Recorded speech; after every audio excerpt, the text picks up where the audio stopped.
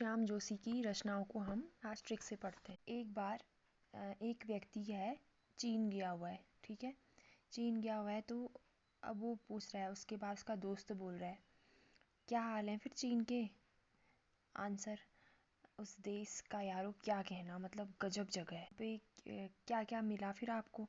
अरे वहाँ कुछ नहीं, एक मंदिर की सीढ़ी मिली, उस सीढ़ी में एक प्रोफेसर मिले चीन के। पता नहीं क्या बोल रहे थे, हमने कौन सी भाषा में बोल रहे थे, क्या बोल रहे थे, कसब जो बोल रहे थे। ठीक है, मैंने कहा हे भगवान, मैं कुरु कुरु स्वाहा, मेरे लिए तो यही हो गया। और मैं सोच रहा हूँ कौन हूँ मैं। देखो इतनी पूरी स्टोरी से क्या क्या बन गया। देखो सबसे पहले क्या हाल है चीन के? कुछ नहीं, कुछ देश का यारो क्या कहना। नेक्स्ट, और क्या हुआ फिर? वहाँ कुछ नहीं, बातों ही बातों में मुझे एक मंदिर घाट के जहाँ पे बैठा था वहाँ पर एक एक दुर्लभ व्यक्तित्व वाले प्रोफेसर मिले, अपनी भाषा में कुछ भी बोल रहे थे, क्या कसब जो बोल रहे थे, तो इनका ही है। मैंने कहा कौन? गुरु गुरु स्वाहा, मैं हूँ कौन? इनका एक एक्स्ट्रा याद रखना, नेताजी कहीं, ये हो जाएगा, और हमजाद।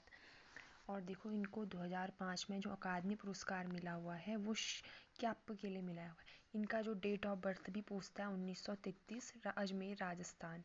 भाषा इनकी हिंदी ही रही है। और 3 को बना देना, इसमें इनका जन्म हुआ है, इसको बना देना 9। ठीक है, 9 क्यों बना देना? क्योंकि 1993 में इनको शरद जोशी सम्मान भी मिला हुआ है।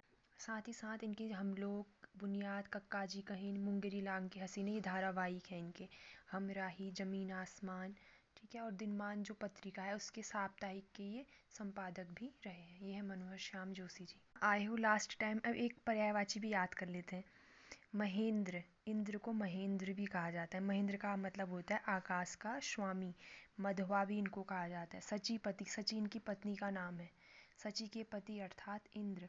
पुरुहुत, जिसकी बहुत लोगों ने स्तुति की हो, पुरुहुत भी कहा जाता है, यासव भी कहा जाता है। ये सारे इंद्र के पर्यायवाची हैं। इंद्राणी मतलब इंद्र की पत्नी हो जाएगी। सची, सची मतलब सची का पर्यायवाची भी हो। कमला के इंदिरा, जिसकी लक्ष्मी यानी कि लक्ष्मी की उपाधि, विष्णु की पत्नी। भार्गवी मतलब जो सुंदर हो, आकर्षक हो, दुर्गा देवी भार्गवी।